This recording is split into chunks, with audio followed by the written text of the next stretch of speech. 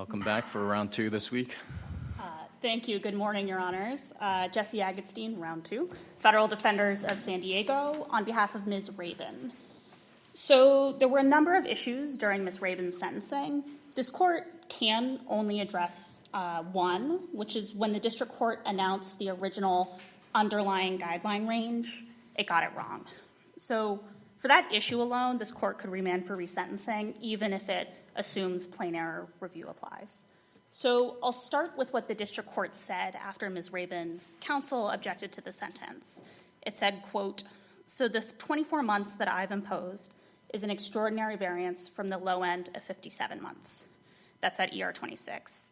The problem was that when the district court had actually calculated the guidelines step by step the year before, it had come to a 20-month low end of 37 months. And that error alone meets all four prongs of the plain error review standard. I'll point this court to its case Vargam.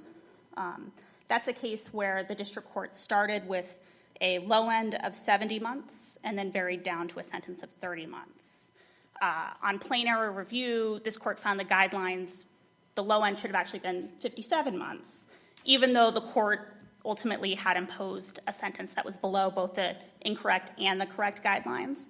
This court still reversed for plain error because starting with the lower guideline range set the incorrect framework, and had it started with the lower range, there's a chance the court could have varied further down.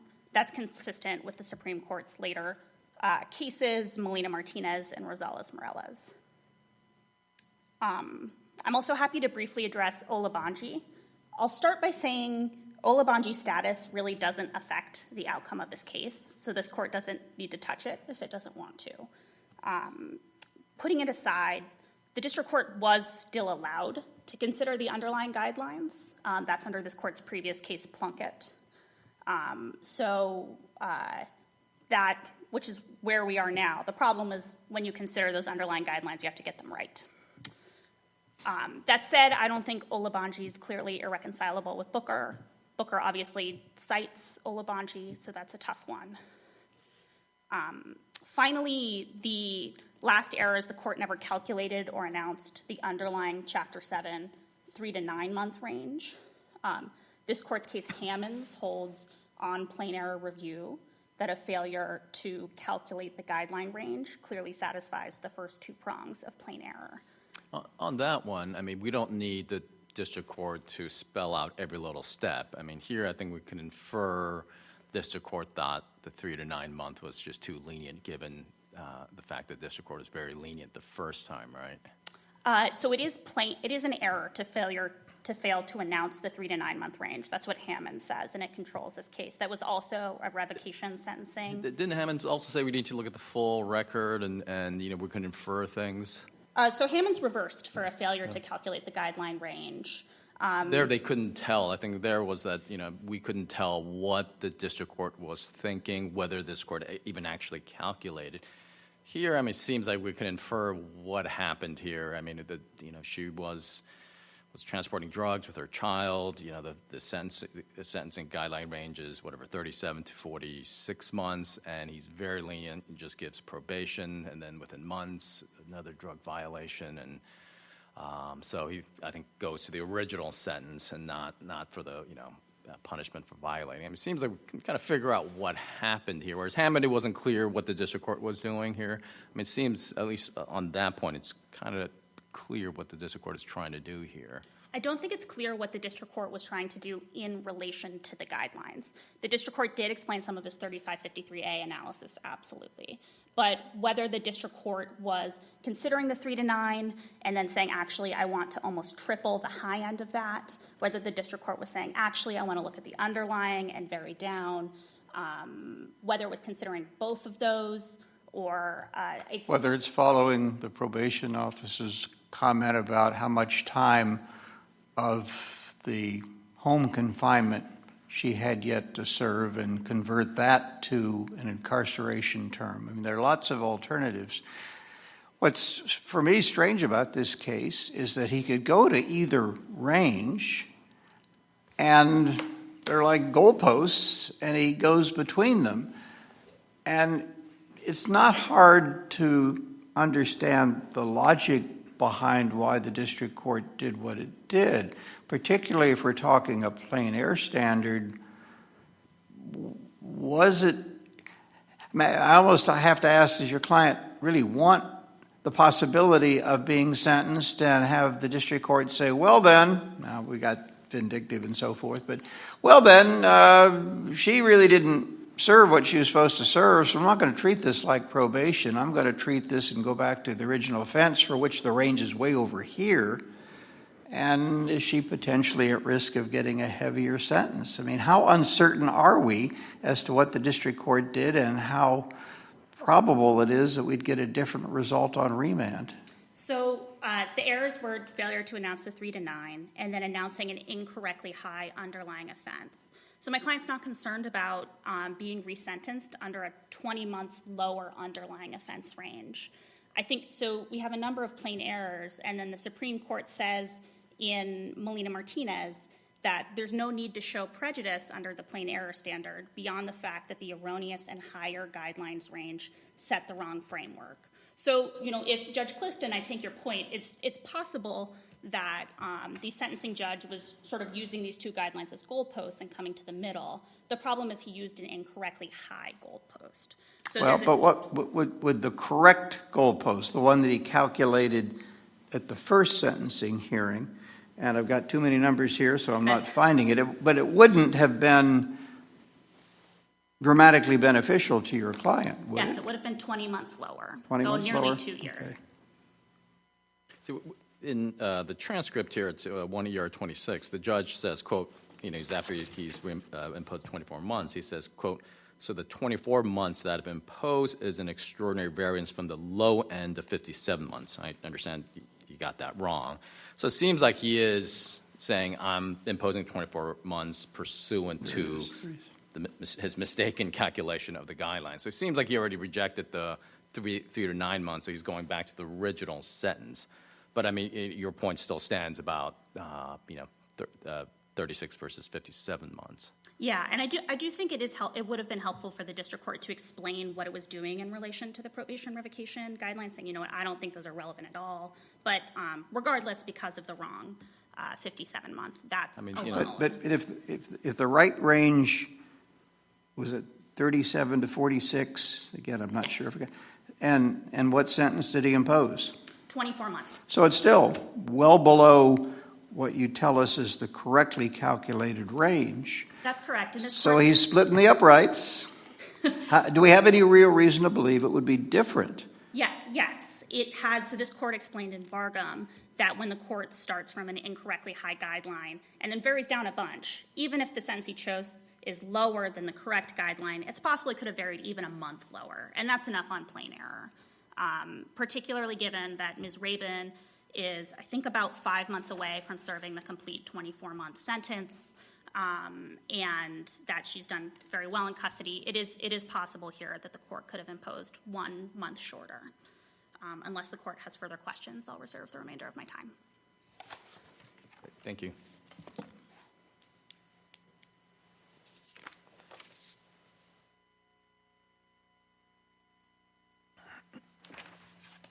Good morning, Your Honors, and may it please the Court. Andrew Chang for the United States. The government has a different interpretation of the record, and let me try to persuade the Court why the district judge below, did not commit plain error. The record in this case shows that what the judge did was it considered the lower revocation range of 3 to 9 months, varied up to a 24-month sentence, and then explained why that 24-month sentence was proper.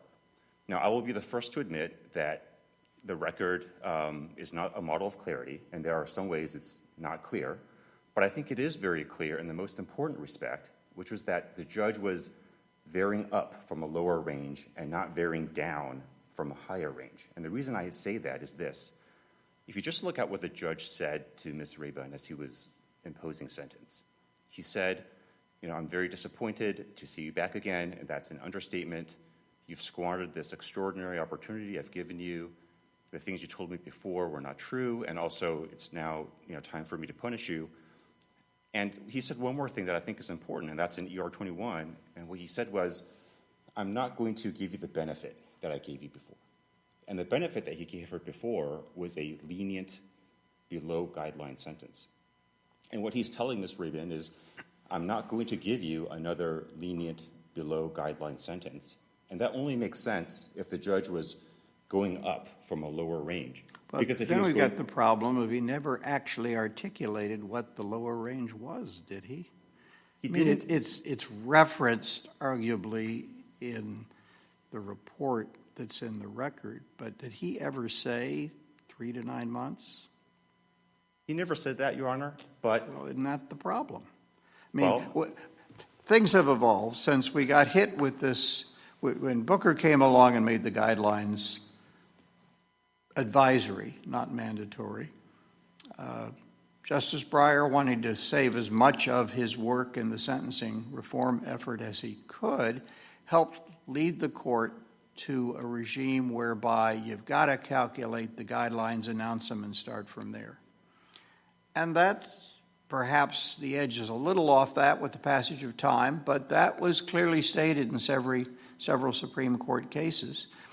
And so if we apply those standards, which concededly are on original sentencing, not on a probation violation, we never have that articulation by the district court or even articulated adoption of what the range that applies to the revocation of probation is, which we all agree is 3 to 9 months. So I will agree, Your Honor, that the district judge did not explicitly say 3 to 9 months, but I think you can look at the record and, as Judge Lee indicated, infer that that's what he did.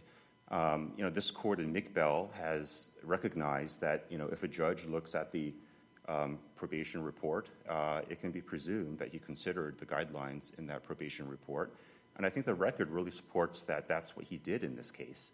But here, I can't get away from what he said here in 1 ER 26 when he says, so the 24 months that I've imposed is an extraordinary variance from the low end of 57 months, which he thought was the earlier sentence. It, to me, clearly seems like he decided he's going to go back to the original sentence, which wasn't accurate.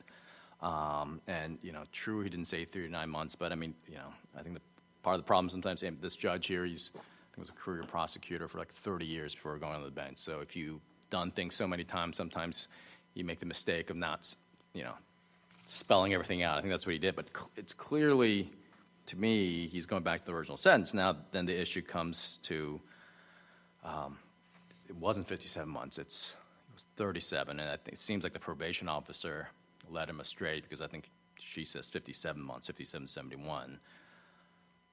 Sure, 24 is lower than 57 and 37, but how do we know? Maybe he was lenient before. Maybe he'll go below 24. Shouldn't we remand that? Well, let me... And just assuming that it's, he's starting from the 57 to 71 month.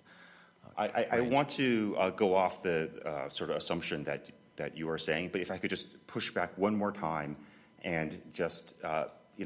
I want to urge the court to try to not divorce what he said from the context of the overall sentencing. If the court can accept the government's premise that he initially started at the lower range and then went up, when he mentioned that higher range, he was responding to an objection that was made by the defendant about substantive reasonableness. And I think what he was really saying was, look, my sentence is substantively reasonable because it's lower. It's lower than the original guideline range. And yes, he used the word variance and he used the word departure, but I think you can interpret that as more of a rhetorical flourish in what he was saying. He was saying the point that he was trying to make was my sentence is reasonable because it's lower than the original guideline range. And I think if you look at it through that lens, then it doesn't really matter if he used the right guideline range or the wrong guideline range, because his overall point was that it's just lower, and that would have been the same regardless of whether the correct or incorrect guideline was used. Let's just assume, I take your point, assuming that he relied on the original sentence. I mean, shouldn't we remand it? It could make a difference, 57 months low end versus 37 months. I don't think it would make a difference, Your Honor. First, I don't think it's plain error, because I think if there's competing interpretations of what happened, is the interpretation that he was going off of a higher guideline range, was that obvious that was happening? I don't think it was. Well, but assume. He says twice on the page that Judge Lee has cited you to that, but it looks like he was misled by Officer Pearson, because on 1 ER 19, she says she's looking at the time of sentencing. I believe it was 57 to 71 months, and the court takes it all in the mitigating factors at the time of sentencing and gives her a probation case. So we've got the officer who's miscited to the court, and the court looks like it's just got it fixed in his head and took it from there. The probation officer did state that, but I really don't think that the district judge had sort of the original guidelines in mind when he was imposing the sentence. Because, if you look at what he was saying, he struggled to remember, what those guidelines were. He asked counsel to correct him if he was misremembering. No one corrected him. He's done lots of cases since the first time this was in front of him. It's very easy to understand his uncertainty and how he could have been easily misled by the comment of the probation officer. But in this murky area, the problem is, how do we say good enough for government work, or do we say no under the regime that the Supreme Court established for the voluntary or advisory guidelines, that we really need to have the district court say it? And how does it differ? And this is the part that I've really struggled with, and I'll be appreciative of guidance from both of you. This is not the same as original sentencing. The rules aren't quite the same for revocation. And should that make a difference here on what we require the district court to articulate as part of the sentencing process? Let me respond to your question, Judge Clifton, and then let me get to, I think, where the court is trying to take me, which is this, really prejudicial? I think it is different in a probation revocation context. It's a much more streamlined process, and there really aren't that many calculations that are involved in a probation revocation. And so I think, if a judge is relying on a probation report that accurately sets forth the revocation range, everyone is relying on it, no one disputes it, I don't think it's plain error in that context. And it's a different sort of regime from when you're doing a routine sentencing. When there's a lot of calculations are involved, I think you want the judge to be able to mechanically follow the calculation. But it's just a different regime when you're doing probation revocation. But I really want to get to, I think, Judge Lee's question, which is, is this prejudicial? And I don't think that it was. The defendant would still have to show a reasonable probability that if the judge was thinking about the correct guideline, that she would have received a lower sentence, and I don't think that she can show that. The 24-month sentence was still well below both the correct and incorrect range of the original guideline range, and there was nothing that the judge said that indicated that it was tethered. His sentence was tethered to the guideline range at all. I mean, he said that it was tethered to the need to punish her numerous revocations of probation or violations of probation. The things that he told her, that she told him, were not true. He also characterized it as woefully inadequate. And so I think just common sense would indicate that if a judge is thinking about applying a guideline, he's not going to call it woefully inadequate. So I just don't think that that higher range was really doing all that much work in the analysis. And I want to very quickly, I know I'm out of time, but if I could just really get out, why the court, if it does find prejudicial error, why it should not correct it under prong 4 of plain error review. This is a defendant that had received, break after break from the judge, the prosecutor involved, the probation officer, and if the judge had just imposed custodial time at the very beginning, at the original sentencing, the defendant wouldn't have been able to appeal because there would have been an appellate waiver. But she violated probation, and then there are some technical violations, technical allegations of how the judge may have erred. But the judge asked, a defense counsel, am I misremembering? Have I done anything wrong? and counsel said nothing. So I just don't think that this is a case that would promote or increase the public reputation of sentencing if the court exercises discretion to correct it. Great, thank you. Thank you.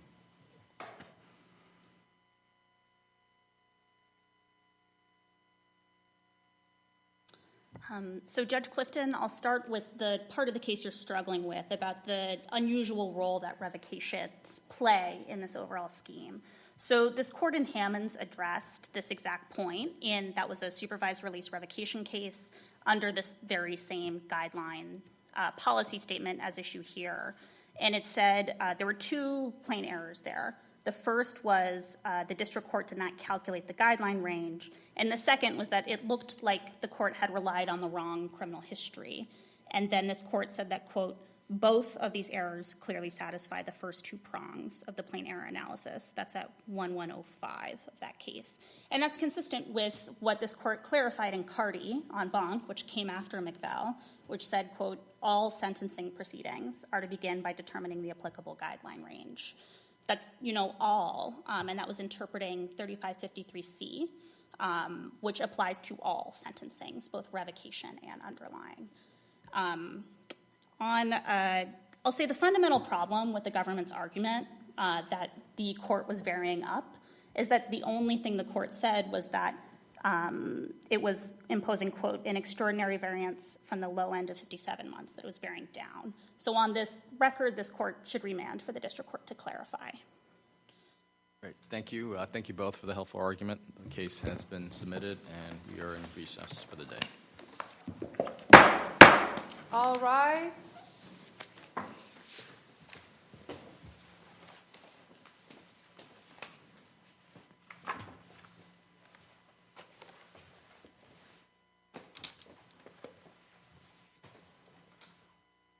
This court for this session stands adjourned.